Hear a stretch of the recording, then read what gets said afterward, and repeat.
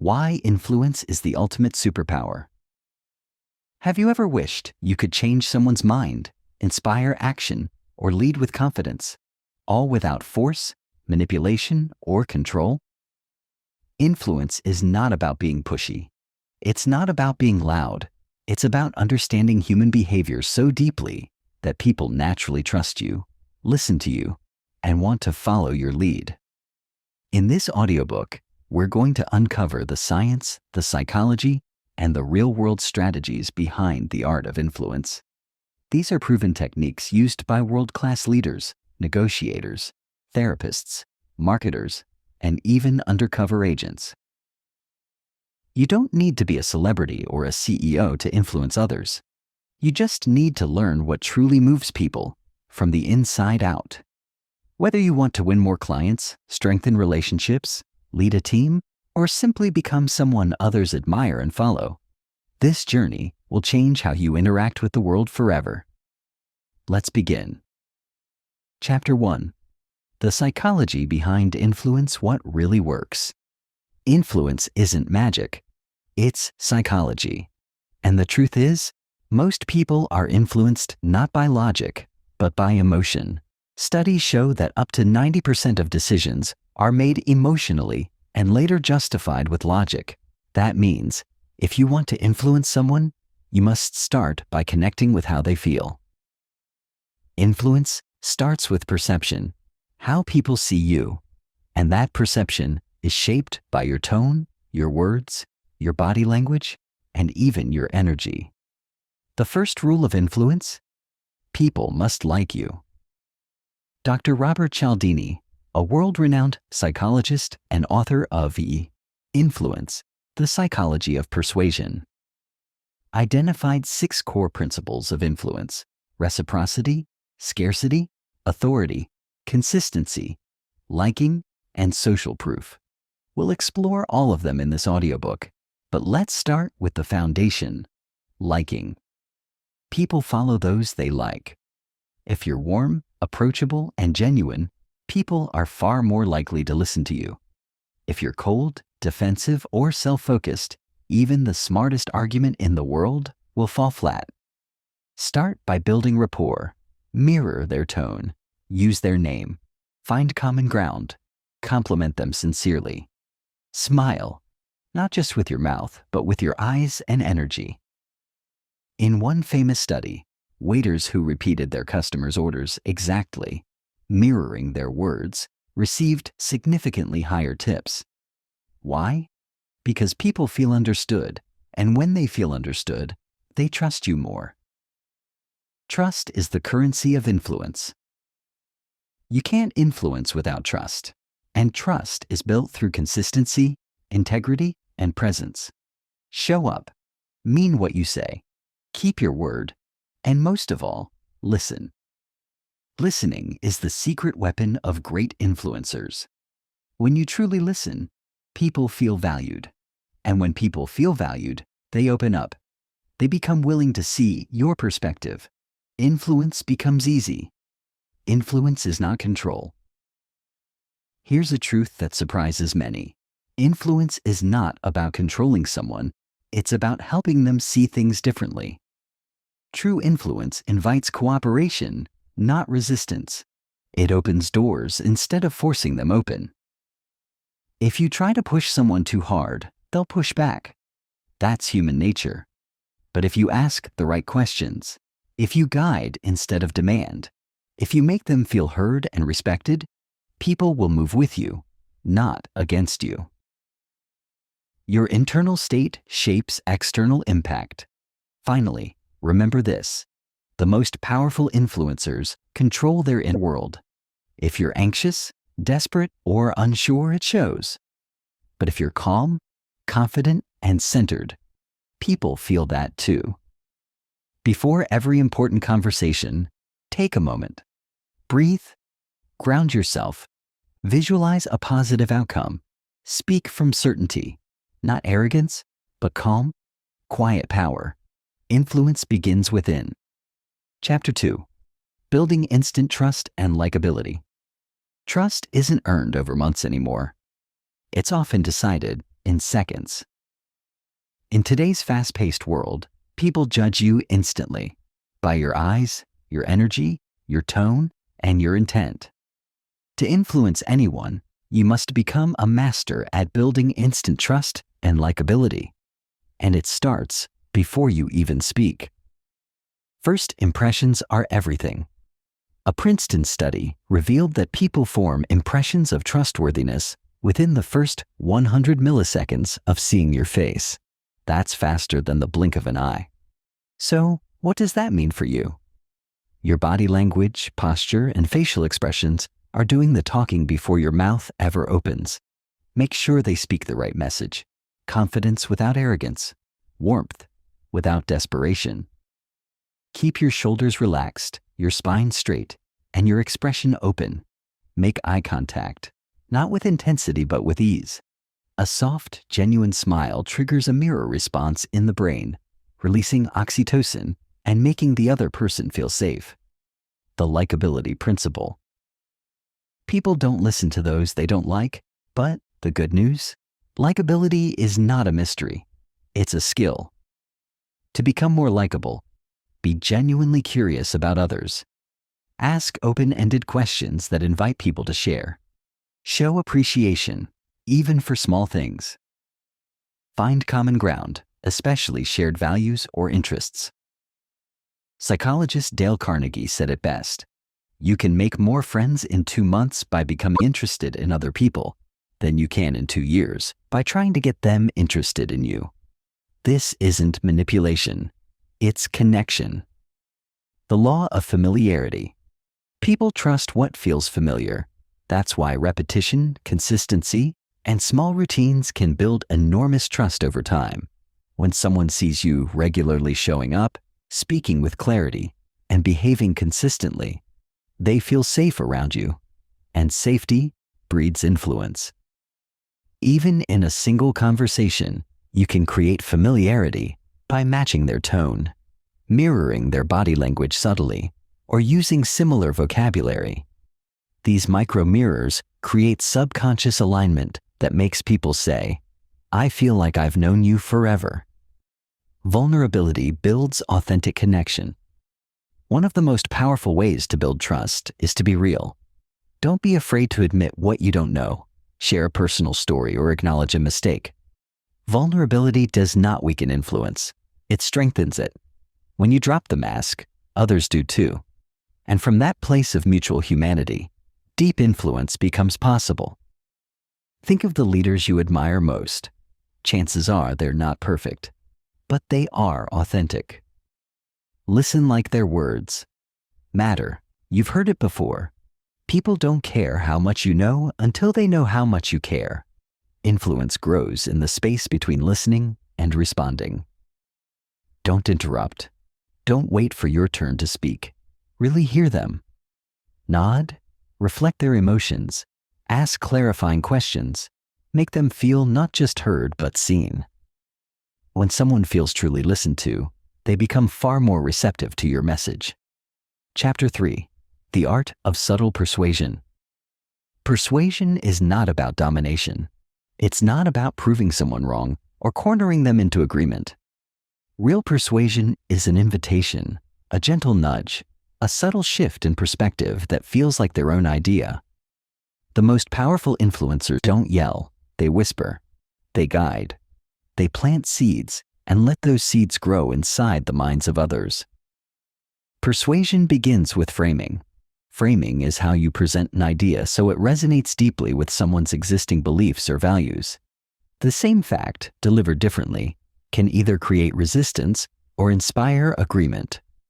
For example, instead of saying, "This project is going to be hard," say, "This is a powerful challenge that will push us to grow." Change. We have a problem to, we have an opportunity. These subtle shifts frame the idea positively, reducing fear and sparking motivation. Ask, don't tell. One of the most overlooked tools in persuasion is the power of asking questions. When you tell someone what to do, their defense goes up. But when you ask the right question, their mind naturally opens. Ask things like, What do you think would happen if we tried this instead? How would you feel if this improved your results?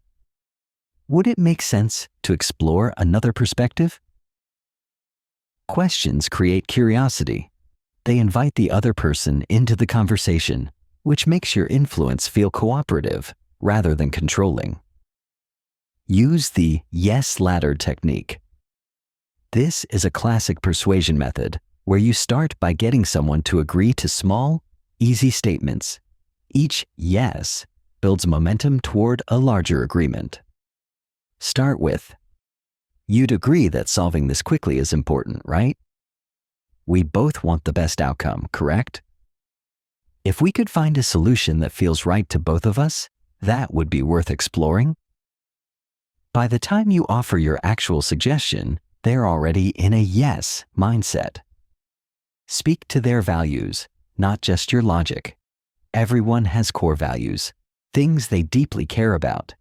If you can connect your idea to their values, you unlock their emotional investment. For instance, if someone values freedom, frame your solution as a way to give them more flexibility. If they care about family, show how your idea helps create security or support for their loved ones. You're not just persuading with facts. You're aligning with what matters to them. Timing is everything. Even the best idea will fall flat if delivered at the wrong time. Learn to read the room. Watch for emotional cues. If someone is tense, defensive, or distracted, pause. Wait. Revisit the conversation when they're more receptive. Sometimes silence is more persuasive than words. Let your idea hang in the air. Don't rush to fill the space. Let them think. The pause gives them ownership of the decision. Plant the seed and walk away. Not every persuasion attempt needs an instant result. Often, the best influencers plant an idea and give it space. They don't push. They suggest, and then let the other person arrive at the conclusion on their own. Because the most powerful form of persuasion is this: when they believe it was their idea all along. Chapter 4. Using reciprocity to win people over. Human behavior is wired with one powerful principle: reciprocity. When someone gives us something, time, attention, kindness, value, we naturally feel compelled to return the favor. This psychological trigger is deeply rooted in our biology and social conditioning, and when used ethically, it becomes one of the most effective influence tools available. Think about it. When a stranger does something kind for you, don't you instinctively want to do something in return? That's reciprocity in action, and it works everywhere: business, relationships, leadership, negotiation. The rule that runs the world.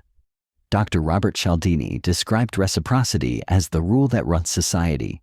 It's how cooperation, trust, and loyalty are built in every culture, across every generation. Even small gestures, a helpful tip, a sincere compliment, a small favor, can activate this rule. And once activated, the other person begins to feel emotionally inclined to respond with gratitude, support, agreement, or action. This isn't manipulation. It's a respectful exchange. You give first, without demand, and in return, people become open to your influence. Give first, without expecting.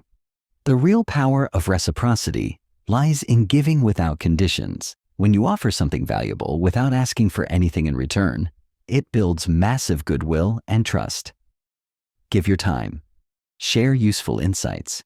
Recommend resources. Offer help. Celebrate others' wins. Be generous with praise and encouragement. These actions create emotional debt, not in a negative way, but in a natural, human way that makes people feel they want to reciprocate. In sales, this might look like offering free value before asking for a sale. In leadership, it might be empowering your team before expecting loyalty. In relationships, it might mean being emotionally supportive first before requesting understanding. The gift of attention. One of the most powerful gifts you can give is your attention. When you truly listen, when you're present, When you notice the small things, it creates a deep emotional imprint. People remember how you made them feel. If you make them feel valued, heard, seen, they will instinctively value you back. That emotional exchange builds influence that lasts. Strategic generosity. Reciprocity can also be used strategically. Think of it like planting seeds. The more seeds you plant, the more relationships grow. Help others achieve their goals. Promote their work. Make introductions. Give feedback. Share credit. And over time, you become someone others trust, respect, and follow, not because you demanded it, but because you earned it. One real-life example comes from the business world. Top networkers like Adam Grant and Gary Vaynerchuk built massive influence, not by asking first, but by giving value for years before expecting anything in return. That's long-game influence, and it works. Turn giving into a habit. Make giving part of your daily life. Give a compliment each morning. Send a thoughtful message to someone you admire. Offer help in one conversation each day. Share someone's work or success with your network. Smile at strangers. Hold the door. Say thank you with meaning. These small acts of generosity create ripples that come back to you, often in unexpected and powerful ways. Influence begins with giving. The more you give, authentically, freely, and consistently, the more you receive in return. Not just favors, but trust, respect, connection, and cooperation. Chapter 5. How to influence through authority, even without a title. You don't need a title to be respected. You don't need a promotion to be powerful. True authority doesn't come from your position. It comes from your presence. People listen to those who carry themselves with certainty, speak with clarity, and act with integrity. That's the foundation of influence through authority. And the best part? You can build it without waiting for permission. Authority is more about how others perceive you than any job title. If you walk into a room with purpose, speak from experience, and treat others with respect, you immediately stand out. People look to those who look like they know where they're going. That's not arrogance. That's confidence, built on self-awareness and preparation. One key trait of perceived authority is expertise. When you consistently demonstrate that you know what you're talking about, through insight, facts, or experience, people begin to trust your voice. But knowledge alone isn't enough. It has to be delivered with confidence and relevance. You must understand your audience, speak their language, and answer the questions they're too afraid to ask. Another element of authority is decisiveness. Influential people make decisions calmly and quickly. They don't always have the perfect answer, but they take responsibility for direction. In conversations, they don't ramble. They get to the point. Their words carry weight because they don't waste them. To build this kind of authority, stop over-explaining. Say what needs to be said and let silence do the rest. Certainty is magnetic. When you believe in what you say, others start believing too. It doesn't mean being stubborn. It means standing firm on what matters while staying open to learning. When you own your perspective, others respect it, even if they disagree. There's also emotional authority, the ability to stay calm under pressure. When everyone else is panicking, the person who remains grounded becomes the leader. People follow emotional stability. If you want to influence in high-stress situations, train yourself to breathe, pause, and respond, not react. Your presence becomes the anchor others need. One powerful strategy to build authority is to teach. Share your knowledge generously. When you explain something in a way that helps others grow, they naturally see you as a leader. Whether it's mentoring a colleague, breaking down a concept, or offering advice, teaching earns respect, not because you're showing off, but because you're adding value.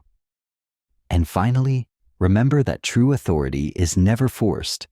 It's earned through character, competence, and consistency. Speak the truth. Deliver on your word. Stay humble but never small. You don't have to shout to be heard. When you carry real authority, even your whisper turns heads. Chapter 6. The Magic of Mirroring and Matching Behavior.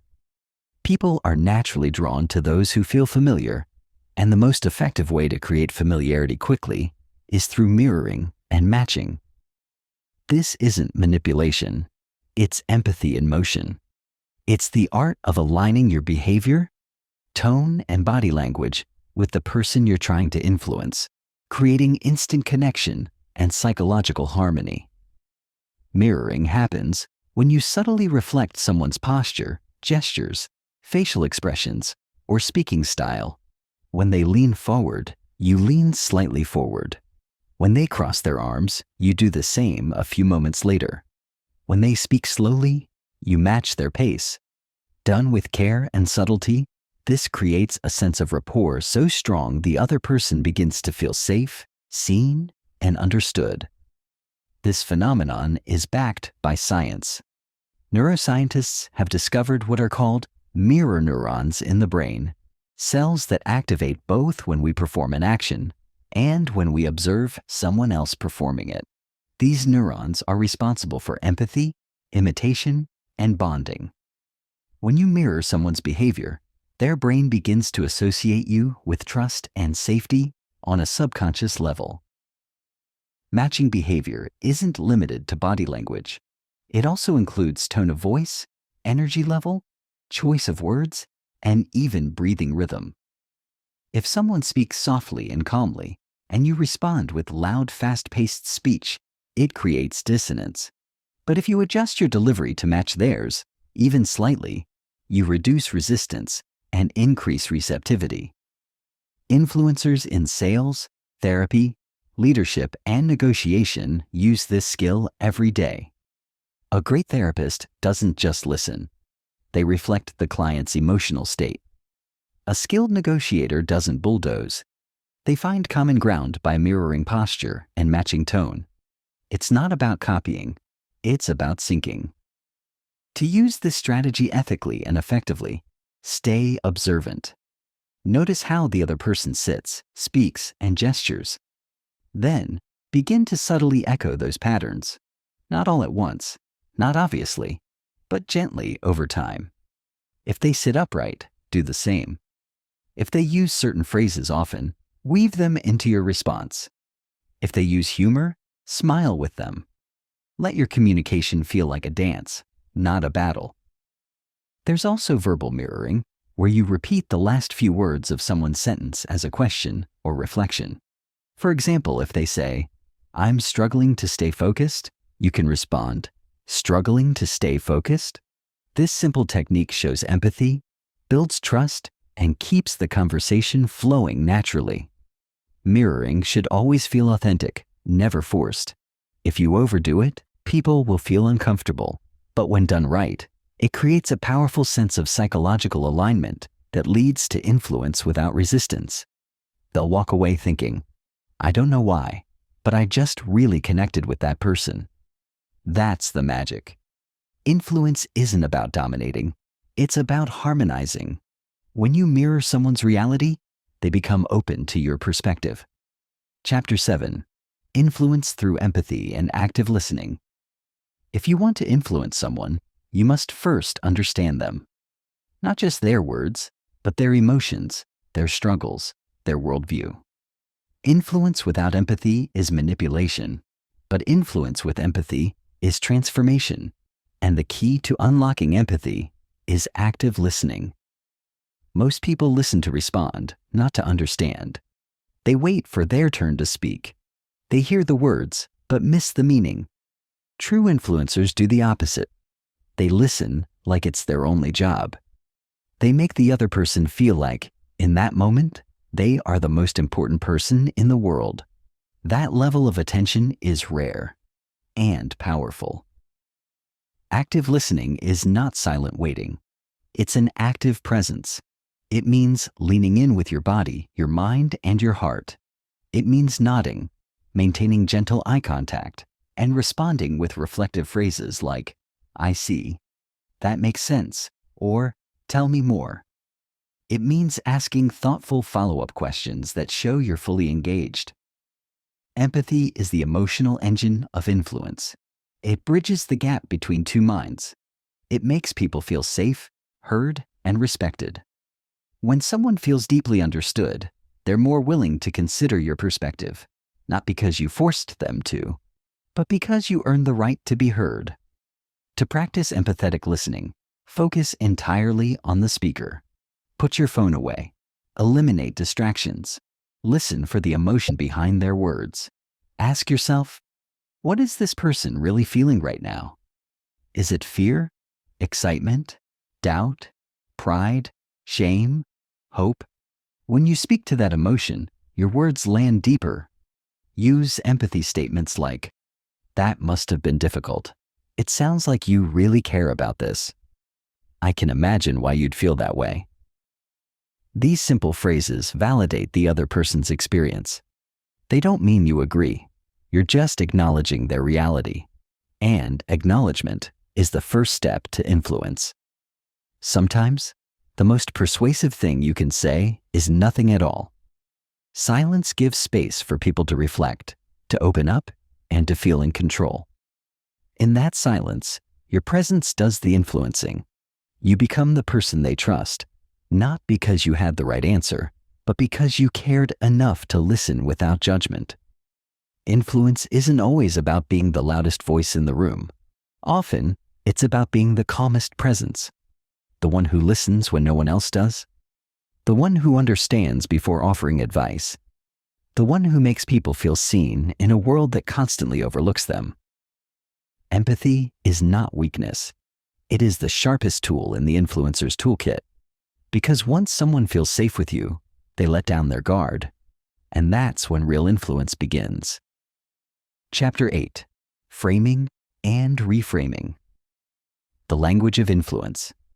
The words you choose shape the world others see. Change the frame and you change the picture. Framing is the subtle art of presenting an idea in a way that alters how people perceive it. Reframing is taking an existing belief or situation and shifting its meaning to create a more empowering or productive response. Both are essential to influencing how people think, feel, and act. People don't respond to reality. They respond to their perception of reality. And perception is controlled by the frame surrounding a situation.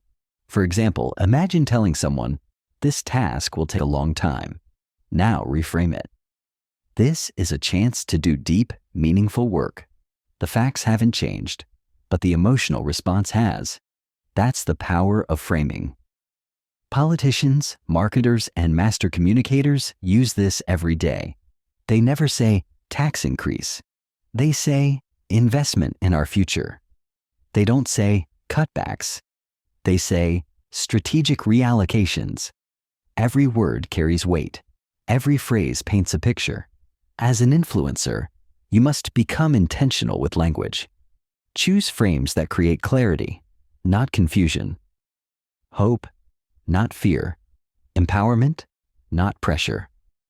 You can also reframe people's limiting beliefs.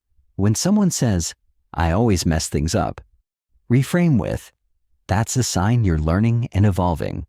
When they say, "I'm stuck," respond with, "Maybe you're just preparing for a breakthrough." Reframing doesn't deny reality. It shifts the focus to what's possible instead of what's wrong. This technique works in sales, coaching, parenting, leadership, anywhere influence is needed. Let's say someone hesitates to take action because of fear. You can reframe fear as fuel. That fear you feel? That means this matters. It's the edge of your growth. Now fear becomes motivation instead of paralysis. Even the way you present options affects outcomes. If you say, "You can choose A or B," it feels restrictive. But if you frame it as, "Would you prefer A now or explore B later?" it feels like freedom. Framing isn't about tricking people. It's about guiding them toward clarity and ownership. Another powerful framing technique is using contrast. Show how much worse the alternative is. For example, you could stay stuck doing what you've always done, or step into something new that could change everything. The contrast creates urgency and highlights the value of your suggestion. Always be aware of how your words build meaning. Avoid words that create resistance like you must, you should, or you have to. Replace them with softeners like consider, what if, or would you be open to? These gentle frames disarm defensiveness and invite collaboration. In moments of conflict, reframing can also de-escalate tension. Instead of saying, "You're wrong," say, "That's one way to look at it. Let me offer another perspective." The message remains, but the delivery becomes digestible. Framing and reframing aren't just communication tools, they're mindset tools. The more you use them with others, the more you learn to use them with yourself.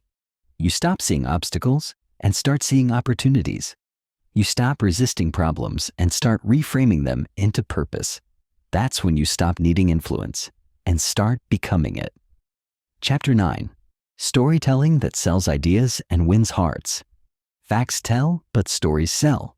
Data informs the mind, but stories move the heart.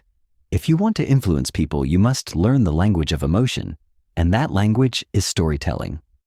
A good story bypasses resistance, ignites imagination, and makes your message unforgettable. It builds trust, creates empathy, and delivers insight without feeling like instruction. From ancient tribes to modern boardrooms, stories have always shaped beliefs and behavior. They're not just entertainment. They are how humans make sense of the world. When someone tells a compelling story, the listener's brain lights up as if they're living it themselves. That's why storytelling is the ultimate influence tool. It creates shared experience. To use storytelling effectively, don't overcomplicate it. Every great story follows a simple structure, a relatable character, a clear challenge, a turning point, and a transformation. Start with a situation the listener can identify with. Introduce a conflict that mirrors their own struggles. Describe how the character overcomes it, and end with a lesson that aligns with your message.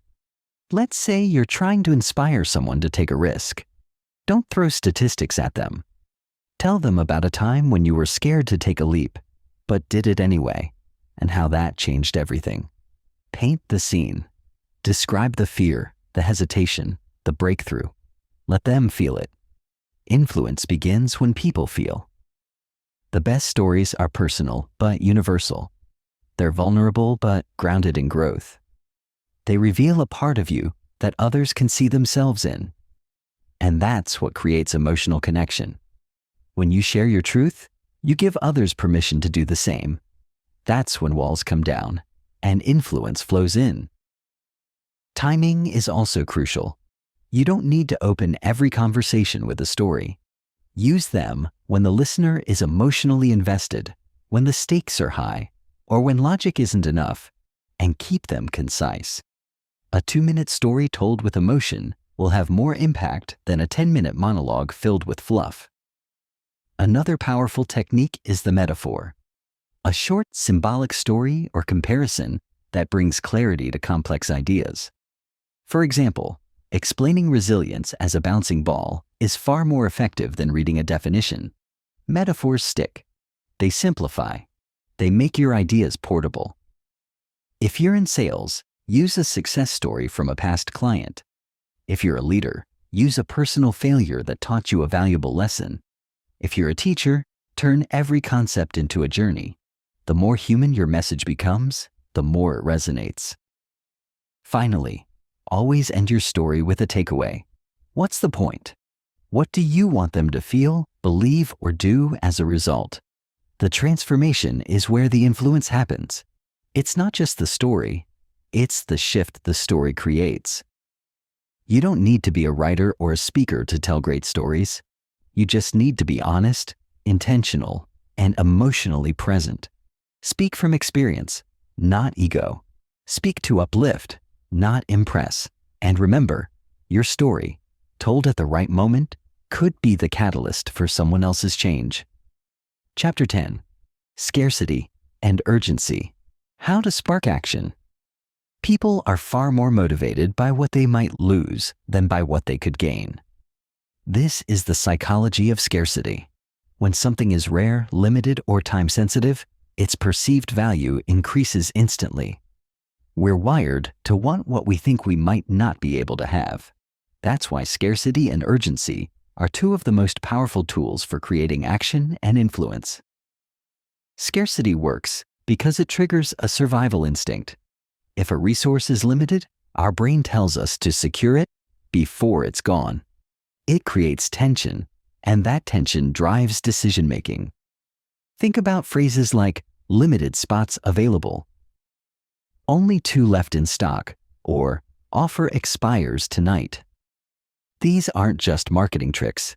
They activate urgency in the human brain and push us toward immediate action. But to use scarcity ethically and effectively, it must be true. False urgency backfires and destroys trust. Real scarcity builds credibility. If you're offering a service, be honest about your availability. If you're launching a product, be transparent about deadlines or limited quantities. If you're leading a team, set clear timeframes and expectations that push people to act with focus and commitment. Urgency is about time. It's the emotional pressure to act now rather than later. Most people delay decisions, not because they don't care, but because there's no emotional reason to act immediately.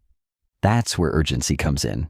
When you attach time-based consequences to inaction, people shift from passive to proactive. One way to create urgency is by highlighting opportunity cost. Instead of saying, "You'll benefit from this," say, "The longer you wait, the more progress you lose." That subtle change moves the listener from thinking to acting. They begin to feel that waiting has a price, and that price is too high. Another strategy is the window closing approach. Let people know the current moment is unique and won't last. Use lines like, "This is the perfect time to take this step," or, "If we wait too long, we may miss our chance." Again, this isn't about pressure. It's about priority. You're helping people move past hesitation and into momentum. Scarcity also works in relationships. When you're too available, your value drops. But when you set boundaries, protect your time, and live with purpose, people begin to respect your presence. They feel your time is precious, because it is. Influence rises when others know you won't chase. You offer value, and they choose to move toward it. Remember, urgency must come with clarity. Don't just say, "Act fast." Say why. Say what they'll miss. Say how it impacts them. Vague urgency leads to skepticism. Specific urgency creates trust and motion. Also, never use scarcity or urgency to manipulate. Use them to highlight real value, inspire timely action, and help people move out of procrastination. Influence isn't about control. It's about clarity, alignment, and energy. In the end, people don't regret the actions they take with courage. They regret the chances they didn't take. Scarcity and urgency remind them that now matters. And when they act now, they often change their entire future. Chapter 11. Social proof influencing through others. When people are uncertain, they look to others for guidance. This is the foundation of social proof. We assume that if others are doing something, it must be right. If a restaurant is full, we believe the food is good. If a product has thousands of 5-star reviews, we trust its quality. If a speaker is admired by many, we listen more closely. That's not weakness. It's human nature.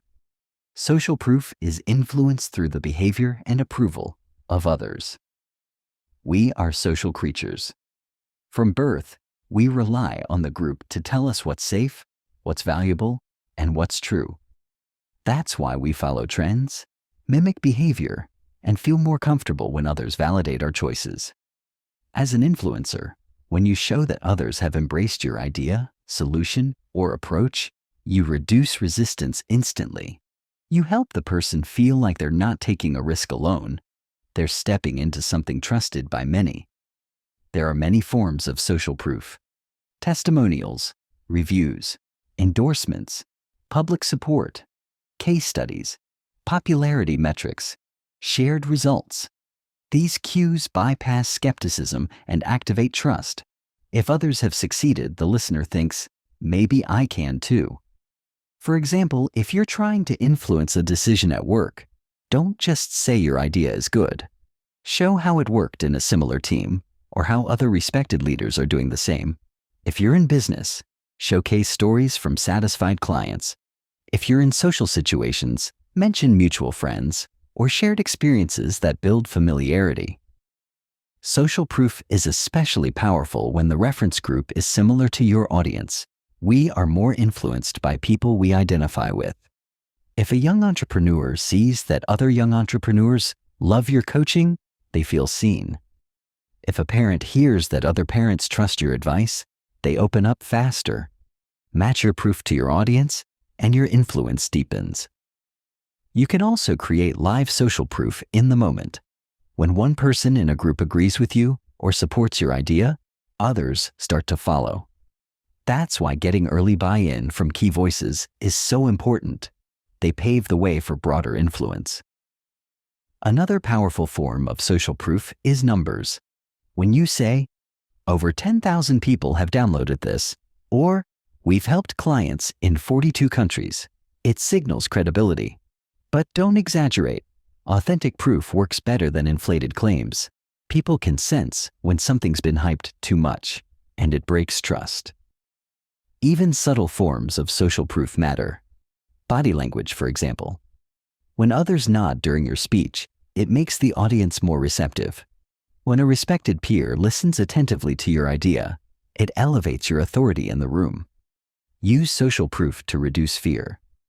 Fear of being wrong. Fear of standing out. Fear of failure. Show that others have faced similar doubts and moved forward anyway. The more people feel, I'm not alone in this, the more they trust your direction. And always remember, social proof is not about bragging. It's about reassurance. You're not showing off. You're showing that what you offer works, that others have benefited, that this is a path others have walked and thrived on. In the noisy, skeptical world we live in, social proof cuts through the doubt. It speaks for you when words fall short. And it reminds your audience that belief doesn't have to start with blind faith. It can start with borrowed confidence until they build their own. Chapter 12. The power of consistency and commitment. People don't just want to be right, they want to be consistent. Once someone makes a decision, declares a belief, or takes a public stance, they feel a powerful inner drive to stay aligned with it. This psychological pattern is called consistency, and it's one of the most effective tools of influence. When used correctly, it can turn small agreements into major commitments. Dr. Robert Cialdini identified consistency as a core principle of persuasion. He observed that when people commit to something, especially in writing or out loud, they're far more likely to follow through. Why? Because inconsistency feels uncomfortable. It creates internal tension, and we're wired to avoid that discomfort by staying true to our words and actions.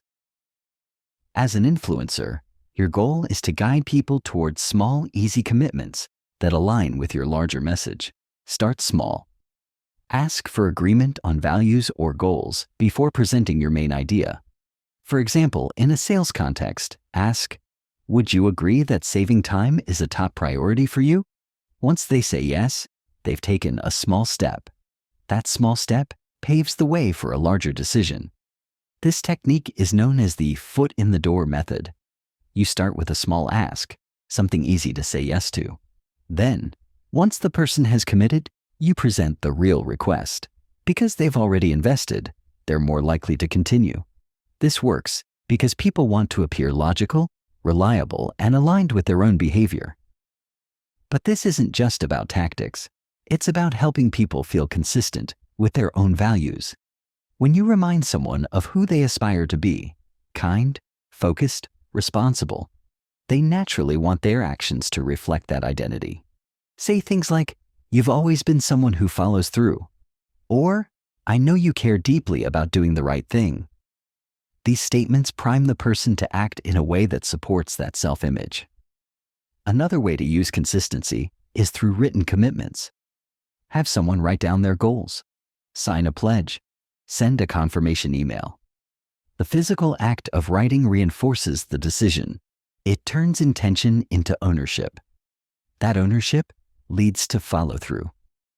Public commitments are even more powerful. When someone shares a decision in front of others, they feel social pressure to maintain it. That's why declarations on social media, team meetings, or public forums carry more weight. No one wants to appear flaky or indecisive. So use this to your advantage. Encourage people to declare their direction, not to trap them, but to empower them. You can also tap into past behavior to create forward momentum. Remind people of previous wins. Last time you committed to this, you crushed it. Remember when you took a chance and it paid off? These reminders help reinforce the story they tell themselves, that they are capable, courageous, and consistent. But be careful. Never use consistency to manipulate someone into something that goes against their values. Influence built on alignment lasts. Influence built on pressure breaks. Guide people toward choices they'll be proud of, not ones they'll regret. Consistency is not about control. It's about helping others see the logic in continuing down a path they already believe in. And when you make that path clear, safe, and aligned with their identity, influence becomes effortless. Chapter 13. Influencing without manipulation. Ethical persuasion. Influence becomes dangerous when it turns into manipulation, but when used with integrity, persuasion becomes a force for good, a way to uplift, guide, and empower others without deception, pressure, or control. The difference lies in intent. Manipulation serves the self. Ethical influence serves both. If your goal is to bring value, build trust, and create win-win outcomes, then your influence becomes a gift, not a game. The most respected influencers lead with transparency. They don't hide motives. They don't use hidden tricks. They speak their truth, listen with empathy, and offer real choices. People trust those who give them the freedom to decide. When you remove pressure and allow someone to say no, you often increase the chance they'll say yes, because now it's their decision, not your demand. Ethical persuasion starts with understanding. You must first seek to understand what someone truly wants, needs, or fears. Only then can you offer something that helps them, not just something that helps you. Ask questions. Listen deeply. Reflect their values. Influence flows when people feel like you actually care about their world, not just your outcome. One key principle of ethical influence is mutual benefit. Always ask yourself, does this serve them as much as it serves me? If the answer is yes, you're on the right path. If not, pause and reevaluate. Long-term trust is worth more than short-term gain. When people know you won't take advantage of them, they return to you. They recommend you. They follow you willingly, not because they're manipulated, but because they're inspired. Be honest about limitations. Don't oversell. Don't promise more than you can deliver. People respect vulnerability more than perfection. If your idea, product, or solution isn't for everyone, say so. That honesty builds credibility. It makes people feel safe, and safety builds influence. Use influence to lift, not push. Instead of telling people what to do, invite them to consider a better path. Instead of exploiting emotions like fear or shame, speak to values like growth, purpose, and freedom. When people move from inspiration instead of pressure, the change lasts longer and feels better. Also, use your power to protect. If you see someone making a decision that could hurt them, and you have insight that could help, step in, not to control them, but to support them. Influence isn't just about guiding people toward what they want. Sometimes it's about helping them avoid what they can't see, but always do it with respect. Never strip someone of their agency. Remember, ethical persuasion respects timing. Sometimes the best influence is patience. Plant the idea, share the vision, then step back and allow space for reflection. Influence doesn't always require urgency. Sometimes the quietest voice in the room, spoken with calm truth, carries the most weight. At the core of ethical influence is integrity. Are you being honest? Are you aligned with your values? Are you leaving people better than you found them? If the answer is yes, keep going. If not, pause and realign. Your influence is only as strong as your ethics. When people trust your character, they'll trust your direction. You don't have to manipulate to move people. Speak with purpose, listen with empathy, lead with service, and your influence will not only grow, it will endure. Chapter 14. Becoming Unshakable Confidence as a Core of Influence. Confidence is not loud. It doesn't brag. It doesn't beg. And it doesn't try to prove anything. Real confidence is quiet, grounded, and unshakable. It's the foundation of all influence because people don't follow words. They follow certainty. When you carry inner certainty, others instinctively feel it. They listen, they believe, they follow. Confidence isn't arrogance. Arrogance is insecurity wearing a costume. Confidence is security without the need for validation. It comes from self-awareness, earned experience, and deep belief in your own value. And it's not something you're born with. It's something you build, choice by choice, day by day. You build confidence by keeping your promises to yourself. When you say you'll do something, and then actually do it, you send a signal to your brain. I can trust me. And when you trust yourself, others begin to trust you too. Your energy shifts. You stop second-guessing. You stop chasing approval. You speak with calm authority because you're rooted in truth. One of the fastest ways to build influence is to communicate with calm conviction. Don't rush. Don't fill silence with nervous words. Speak slowly, clearly, and deliberately. Let your words carry weight. When you pause, people lean in. When you believe in what you're saying, others feel it without you needing to explain why. Nonverbal confidence is just as important. Stand tall, shoulders back, chin slightly up. Breathe deeply. Make eye contact, not to dominate, but to connect. Your body sends messages before your words do. If you walk in like you belong, others treat you like you do. Confidence also means being okay with rejection. Influence doesn't mean everyone will agree with you, and that's okay. Real confidence allows you to handle no without shrinking. It allows you to stay composed in disagreement. It lets you say, I understand, instead of, I need to convince you. Because influence isn't about forcing agreement. It's about standing strong in your message, regardless of outcome. To build lasting confidence, focus on preparation. Know your material. Know your value. Know your intention.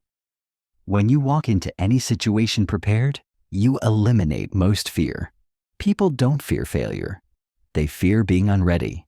Preparation is the antidote to doubt. Another secret? Confidence grows through action. You don't wait until you feel ready. You act, and then readiness follows. Speak up even when your voice shakes. Step forward even when your knees tremble. Each time you do, your confidence muscle strengthens. You prove to yourself that you can handle discomfort, and that's power. Surround yourself with people who reflect your strength, not your fears. Choose environments that challenge and stretch you. Seek feedback not to shrink, but to sharpen. Growth builds confidence, and confidence fuels influence. Finally, remember this. You don't have to be perfect to be powerful. You just have to be authentic.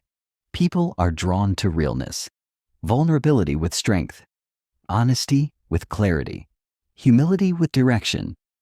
When you show up as your full self, with flaws but also with purpose, people will not only listen, they'll be moved. Influence begins with presence. Presence begins with confidence. And confidence begins with the decision to believe in your voice, your vision, and your worth, no matter who's watching. Chapter 15. Influence in everyday moments. Turning small interactions into lasting impact. Influence doesn't just happen in boardrooms, negotiations, or big speeches. The most powerful influence happens in quiet, everyday moments. Conversations at the dinner table, a glance of encouragement, a word of support, a small act of kindness. These moments may feel ordinary, but they leave extraordinary marks on people's lives. Influence isn't always about changing minds. Sometimes, it's about reminding people of their value. Sometimes, it's about making someone feel seen. Sometimes, it's about listening when no one else will. And those moments, those seemingly invisible acts, carry more weight than 1,000 arguments. You don't need a stage to be influential. You need intention. Every interaction is a chance to uplift, to affirm, to guide. Whether you're speaking with a friend, a client, a stranger, or your own child, the question is the same. Am I showing up with presence and purpose right now? Because presence is the first signal of care. And care builds connection, and connection builds influence. Simple things matter. Remembering someone's name, looking them in the eye, asking how they're really doing, not interrupting, following up. These are not small gestures. They are deep signals that say, you matter. And when someone feels they matter to you, they start to care about what you say. That's influence. Even how you carry yourself in moments of frustration defines your impact. When you stay calm in conflict, others feel safe. When you admit a mistake with grace, others respect you more. When you lead with humility, people listen more closely. Your emotional tone becomes the emotional climate. Your energy shapes the room before your words even land. Influence in everyday life is also about repetition. Small things done consistently become powerful over time. A compliment every morning. A check-in every week. A habit of encouragement. A standard of honesty. These rituals of influence compound, and suddenly, you become the person people look to, turn to, and trust. And never underestimate the power of example. People may forget what you told them, but they will never forget how you lived in front of them. Be the standard. Walk your talk. Let your integrity echo louder than your advice. When your life aligns with your message, your influence becomes effortless. Real influence is not about being impressive. It's about being impactful. And impact isn't measured by applause or attention. It's measured by the quiet shift in someone's mindset because of you, by the courage they found through your belief, by the better choice they made because you modeled it. That's what matters. So wherever you are, whoever you're with, and whatever the situation, remember, every moment is a chance to influence. You don't need a script. You don't need permission. You just need to show up fully, speak from truth, and care deeply. Because that's where real influence lives. In the heart, in the presence, in the everyday. Chapter 16. Emotional intelligence, the silent force behind influence. You can have the best words, the sharpest strategies, the loudest voice, but if you lack emotional intelligence, your influence will be limited and short-lived. Emotional intelligence is the silent force behind authentic persuasion. It's the ability to understand, manage, and respond to emotions, both your own and others, in ways that deepen trust, build connection, and shape outcomes without force. Influence is not just logical, it's emotional. People are moved by how you make them feel. If you make them feel understood, they'll open up. If you make them feel judged, they'll shut down. Emotional intelligence is what helps you read the emotional temperature of a room and adjust your tone, energy, or approach to meet others where they are. The first pillar of emotional intelligence is self-awareness. It means knowing your triggers, your patterns, your biases, It means being able to pause before you react. A person with influence doesn't lose control when challenged. They stay composed. That calmness is magnetic. People want to follow someone who doesn't get rattled, who responds with intention instead of emotion. The second is self-regulation. Influence dies the moment emotions hijack the message. If you let frustration speak for you, you lose respect. But when you master your emotions, not suppress but manage, you keep the power of your voice. You speak clearly, even in conflict. You ask instead of accuse. You breathe before you speak. And that emotional discipline makes people lean in, not pull away. The third is empathy. This is where influence truly begins. When you can step into someone else's experience, when you can feel what they feel and see what they see, your words begin to resonate at a deeper level. You're no longer just talking, you're connecting. And that connection is what makes people trust you, follow you, and act because of you. Emotionally intelligent influencers don't speak to the surface. They speak to the core. They don't shame, they support. They don't overpower, they empower. They ask questions like, what's really going on here? Or, what's this person afraid of? And in that moment of reflection, they shift the energy in the conversation without force. Another essential trait is social awareness. It's the ability to sense what's unspoken, to pick up on discomfort, resistance, enthusiasm, or doubt, even when no one says it out loud. This skill allows you to pivot your approach, change your pace, or revisit your message until it lands. Emotional intelligence also teaches timing. Just because you have something to say doesn't mean it's the right moment. Influence is about when, not just what. A wise influencer knows when to speak, when to listen, when to wait, and when to act. Lastly, emotionally intelligent people use feedback as fuel, not as a threat. They welcome correction. They listen when others express frustration. They don't get defensive. They get curious. Because growth makes them stronger, not smaller. And that humility sharpens their ability to lead, guide, and influence. Emotional intelligence doesn't shout. It doesn't chase approval. It simply knows. And when others feel that calm, compassionate certainty in you, they listen not just with their ears, but with their hearts. Chapter 17. The Influence of Silence. When saying nothing says everything, silence isn't empty. It speaks volumes. In a world filled with constant noise, the person who masters silence holds an invisible form of power. Silence can create space, tension, reflection, and clarity. It can disarm, comfort, and influence without a single word. Great influencers don't always fill the room with speech. They shape the room with presence. When used intentionally, silence becomes a tool, not a void. It gives weight to your words. It makes others listen more closely. It forces attention inward. After you make a powerful point, pause. Let it land. Let it echo. The absence of noise makes the message feel more significant. People lean in because silence draws them in. In conversations, silence can do what explanations can't. When someone is defensive, arguing back often escalates. But silence, calm, intentional silence, creates a mirror. It invites them to hear their own words, to reflect, to self-correct. Sometimes, the most influential response is no response at all. In negotiation, silence can shift the dynamic entirely. When you make an offer or a request, resist the urge to over-justify. Say it, then stop. Let them fill the silence.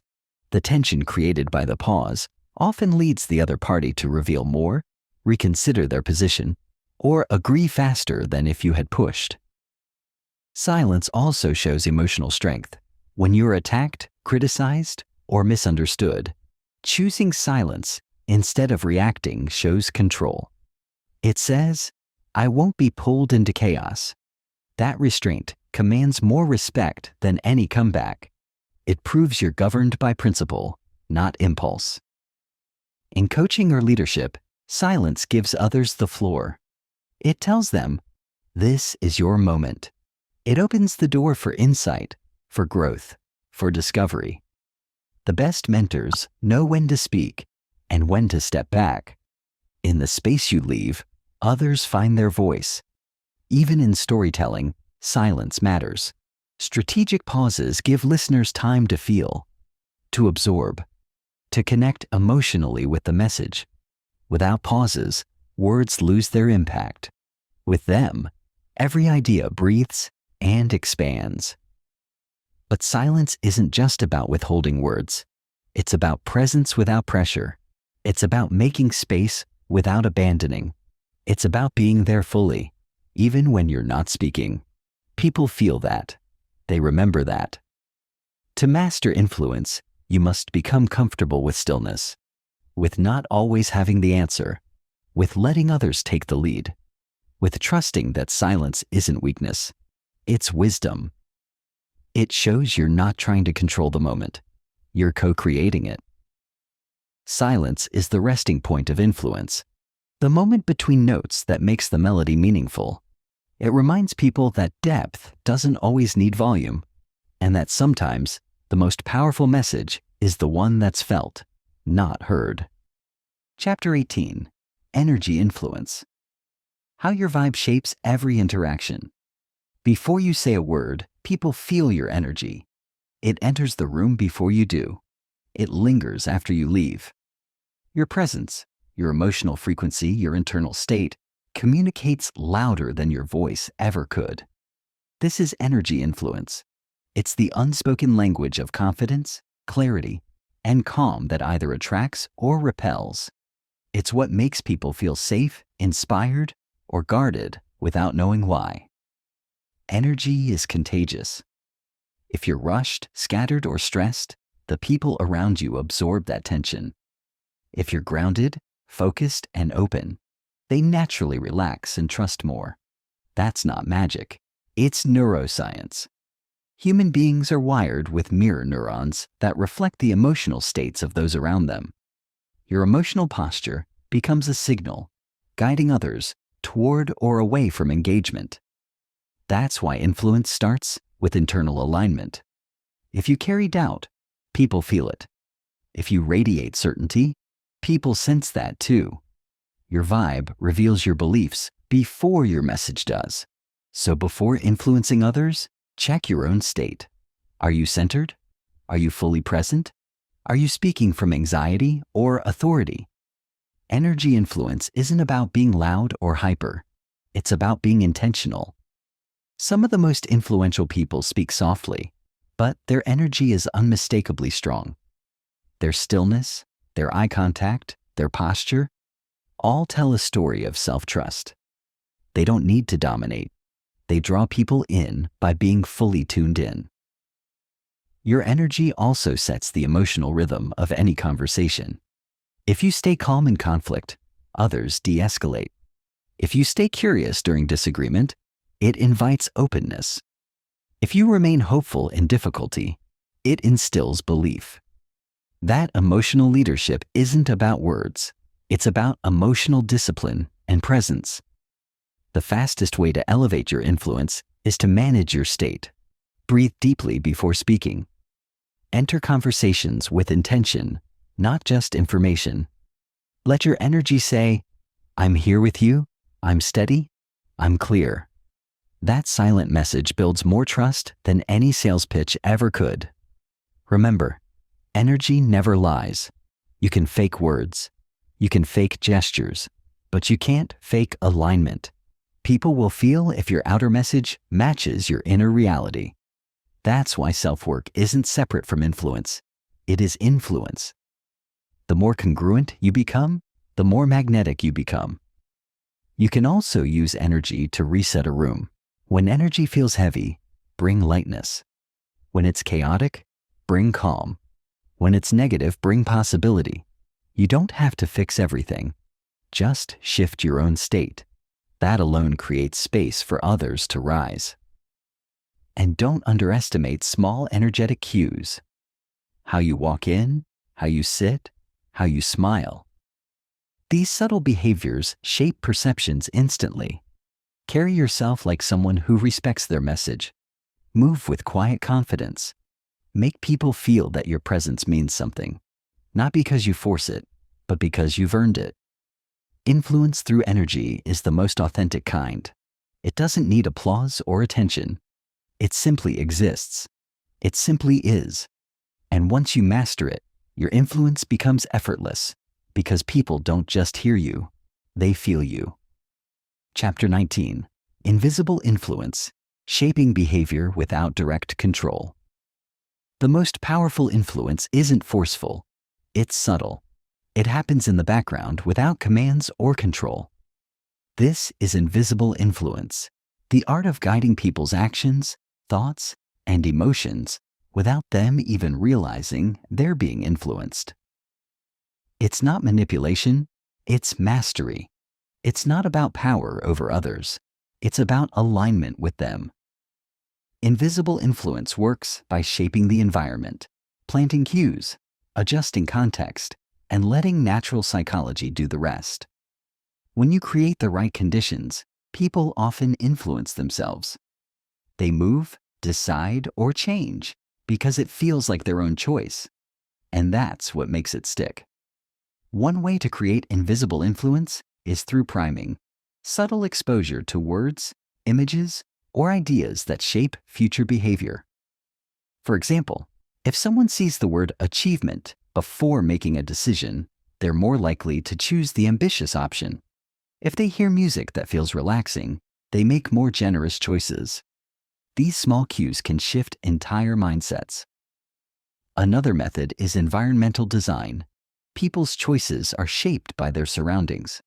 Want someone to eat healthier? Put the fruit at eye level. Want your team to collaborate more? Design a space where people naturally bump into each other. You don't have to force behavior, just nudge it with intentional structure. Even your expectations are invisible influencers. The way you see others affects how they see themselves. When you expect excellence, people tend to rise to meet it. When you believe in someone's potential, they begin to believe in it too. Not because you told them, but because you reflected it in how you treated them.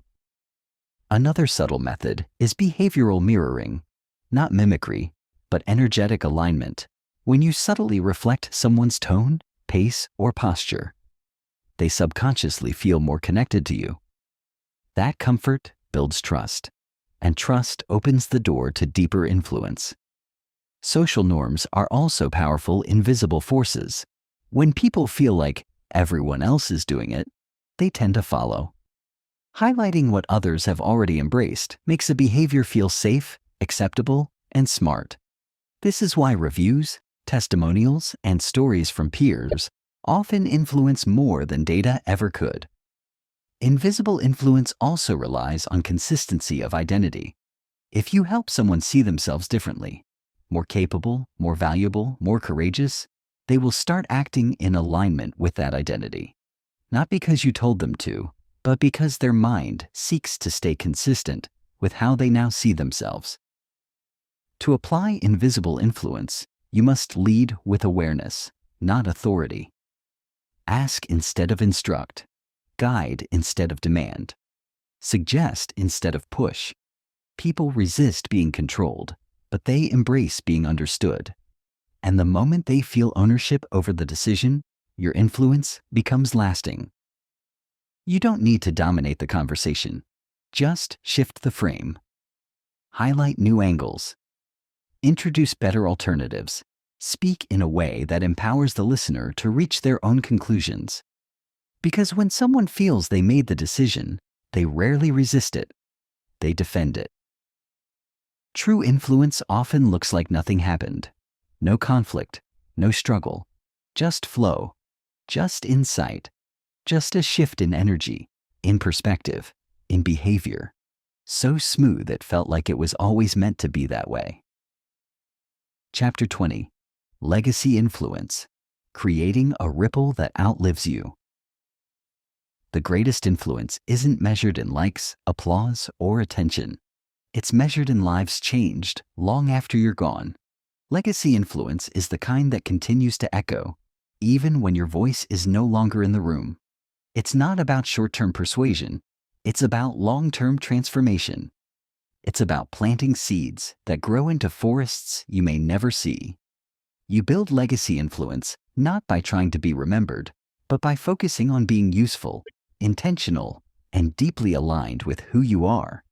Influence that lasts doesn't come from force. It comes from truth, from impact made in private moments, from values lived consistently, from people who were never told what to do, but shown what's possible. Legacy isn't something you create at the end. It's something you build daily. It's in the way you treat others when no one's watching. It's in the risks you take to stand for what matters. It's in the people you encourage, the hands you lift, the courage you awaken in others. Not for credit, but because it's right. The leaders who change the world aren't always the loudest. Often, they're the most consistent. They're the ones who show up day after day with heart. They're the ones who embody integrity, not in words, but in choices. Their presence gives others permission to rise, to hope, to believe again. And those quiet shifts, they ripple across time. To build legacy influence, start by defining your core values. What do you want people to feel in your presence? What kind of energy do you want to leave behind? When your values become your compass, every action becomes aligned, and alignment creates trust. Trust over time becomes legacy. You also shape your legacy through people development. Pour into others. Mentor, guide, support. Help people become leaders, thinkers, builders. Don't hoard influence. Multiply it. The more others grow because of you, the more your influence compounds. Legacy isn't about being followed. It's about creating future guides. Leave systems behind. Tools, ideas, frameworks. Teach principles that outlive trends. Help people think for themselves, not depend on you. True legacy is not dependency. It's independence. It's people using what you taught to carve their own path. Even your failures shape legacy. When you fall but rise with grace, others learn how to navigate setbacks. When you admit your errors, you model humility. When you change your mind with new insight, you show that growth is greater than ego. And above all, live it. Don't just talk about kindness. Be kind. Don't preach courage. Take the leap.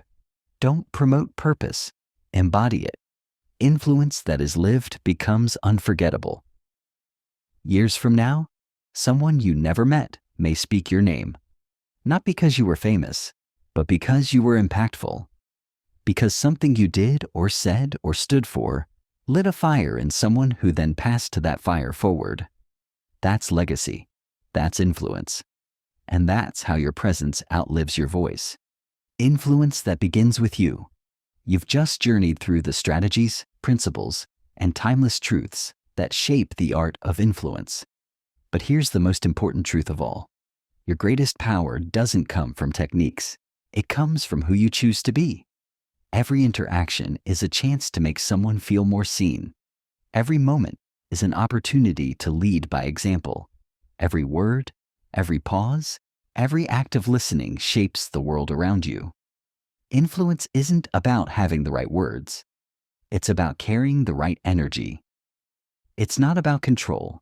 It's about connection. It's not about persuading others to follow you. It's about awakening something within them that makes them lead themselves. No matter who you are, where you come from, or what stage you're in, you have influence. You don't need permission. You don't need a title. You don't need a platform. You just need the courage to speak with truth, the discipline to lead with purpose, and the heart to serve with integrity. The world is moved forward not just by power but by presence, not just by information, but by inspiration. Not by those who shout the loudest, but by those who show up, live fully, and lift others without needing recognition. So go. Influence wisely. Influence kindly. Influence quietly if you must, but never underestimate the ripple you leave behind. Because the most extraordinary leaders aren't always remembered for what they said. They're remembered for how they made people feel, grow, and believe.